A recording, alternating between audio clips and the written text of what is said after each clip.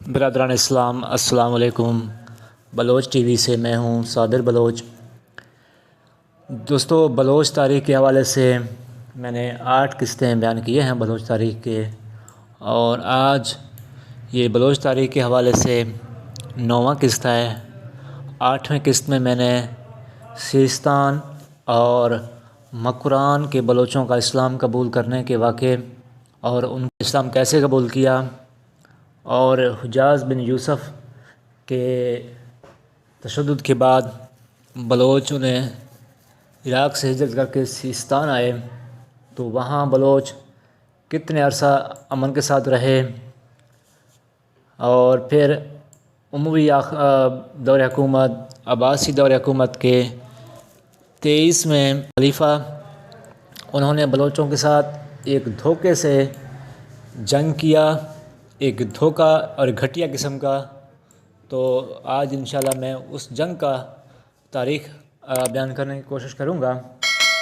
تو اس حوالے سے گزارش یہ ہے کہ اس جنگ کی تاریخ مشہور فارسی مصنف، فارسی مورخ مسکوہ نے اپنی کتاب تجار الامہ و طاق الہمہ اس کے اندر بیان کرتے ہیں کہ بادشاہ نے کچھ بلوچوں سے جنگ کا اعلان کیا، لیکن بادشاہ براہ راست بلوچوں سے حملہ نہیں کر سکتا، یعنی بلوچوں پر حملہ نہیں کر سکتا تھا، کیونکہ بلوچ جن پہاڑوں پر رہائش پذیر تھے وہ پہاڑ بہت دشوار گزار تھے، بلوچوں تک پہنچنے کے لیے بہت مشکل گزار راستوں سے گزرنا پڑتا تھا، جسے بلوچی میں تنگ چور کہتے ہیں۔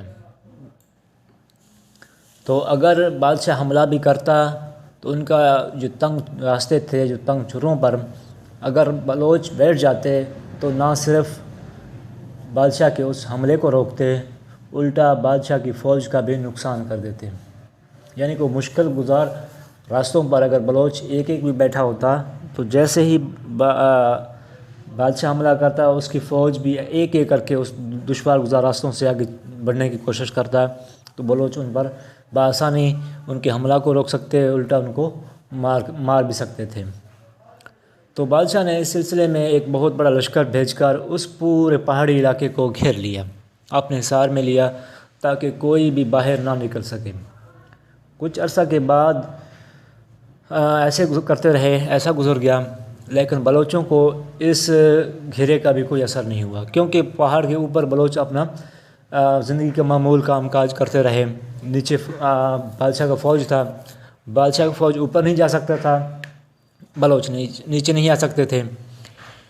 تو اس سلسلے میں بادشاہ نے سوچا کہ اس طرح میں بلوچوں کو شکست نہیں دے سکتا، اب مجھے کچھ اور سوچنا پڑے گا، بلوچوں کو ایک دھوکے سے مار سکتا ہوں، ایسے میں بلوچوں کا مقابلہ نہیں کر سکتا۔ تو بادشاہ نے بلوچوں کی طرف پیغام بھیجا کہ بھائی میں آپ سے جنگ نہیں کرنا چاہتا، میں اپنے جنگ کا جو میرا اعلان تھا میں اس کو واپس لینا چاہتا ہوں، نہ ہی آپ سے ٹیکس یا بوہر کا مانگنے کا مطالبہ کروں گا، آپ بس مجھے کچھ پیسے بطور جرمانہ دے دیں تاکہ میری بھی کچھ عزت رہ جائے۔ یہ فارسی مصنف کہہ رہا ہے اپنی کتاب میں، وہ باقاعدہ اس جنگ کا تفصیل کے ساتھ ذکر کرتا ہے۔ تو تاکہ میری بھی کچھ فیس سیونگ ہو، میری بھی کچھ عزت رہ جائے کہ بادشاہ نے اتنا بڑا فوج بھیجا تو بلوچوں کے ساتھ کیا کیا انہوں نے۔ بہرحال بلوچوں نے بادشاہ کے اس پیغام، اس شرط کو بھی ماننے سے انکار کیا کہ ہم تو اتنے مالدار نہیں ہیں، نہ ہمارے پاس اتنے مال ہے، نہ پیسے ہیں کہ ہم آپ کو جرمانہ دے سکیں۔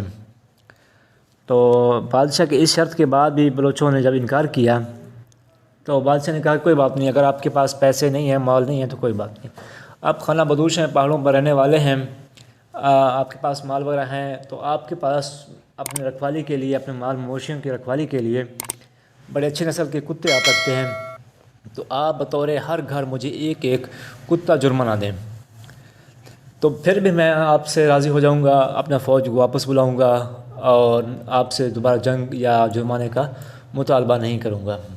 یہ اصل میں بلوچوں سے بادشاہ کا ایک دھوکہ تھا، لیکن بلوچوں نے سوچا کیوں نہ، اب تو یہ اتنا زیادہ شرط بھی نہیں ہے، ہم بادشاہ کی شرط کو قبول کرتے ہیں، ایک ایک کتا ہر گھر سے بادشاہ کو بھیج دیتے ہیں۔ تو بلوچوں نے ایک ایک کتا بادشاہ کی طرف بھیج دیا۔ اب بادشاہ کے پاس کتوں کا ایک بڑا ریوڑ بن گیا۔ بادشاہ کے حکم کے مطابق سپاہیوں نے کتوں کے گلوں میں رسی اور پٹا ڈال کر جس میں تیل لگا ہوا تھا اس کو آگ لگا دیا۔ جس پہاڑ کے اوپر بلوچ رہائش پذیر تھے اس پہاڑ کے قریب جا کر اس پٹے یا رسی کو آگ لگا دیا۔ اب آگ کی تپش کی وجہ سے کتے جلنے لگے، تو انہوں نے اس مصیبت کو یعنی اس جلن کو آگ کو بجھانے کے لیے اپنے گھر یعنی کہ مالک کی طرف بھاگنا شروع کیا۔ بادشاہ کا حکم تھا کہ جب ان کو آگ لگاؤ گے، کتوں کے پٹوں کو آگ لگاؤ گے، تو جہاں جہاں کتے جائیں گے ایک ایک سپاہی ان کتوں کے پیچھے پیچھے جائے اور اس پر حملہ آور ہو، یعنی بلوچوں پر سپاہی حملہ کر دیں۔ اب وہ کتے آگے آگے جا رہے تھے تو سپاہی پیچھے پیچھے۔ کتے بھاگتے ہوئے جب اپنے مالک کے گھر کے قریب پہنچے، مالک کے گھر میں پہنچے تو آگ بجھنے کی بجائے اور مزید لگ گئے، مطلب کہ کپڑوں پر، بستروں کو، جہاں جہاں جو چیز تھی اس چیز کو آگ لگ گئی۔ اب بلوچوں کو پہلے پتہ ہی نہیں تھا کہ بادشاہ ہم سے ایسے دھوکہ کرے گا، تو بلوچ اپنے معمول کے مطابق کوئی کہاں تھا، کوئی کام کاج کر رہا تھا، کوئی کہاں تھا۔ اب بلوچوں نے اچانک دیکھا کہ ہر طرف آگ ہی آگ تھا، آگ نے پورے علاقے، پورے گھروں کو اپنی لپیٹ میں لے لیا، ہر طرف آگ ہی آگ تھا۔ بلوچ اچانک اس مصیبت کا مقابلہ نہیں کر سکے۔ اب کوئی جو ہے وہ آگ بجھانے میں مصروف ہو گیا، کسی نے جناب علی اپنے بچوں کو بچانے کی کوشش کی، کسی نے اپنے مال کو بچانے کی کوشش کی، کوئی آگ سے ویسے ہی مطلب کہ بھاگنے اپنی جان بچانے کی کوشش کی۔ اس افراتفری کے ماحول میں اچانک بادشاہ کے سپاہی جو پیچھے پیچھے آ رہے تھے انہوں نے بھی بلوچوں پر حملہ کر دیا۔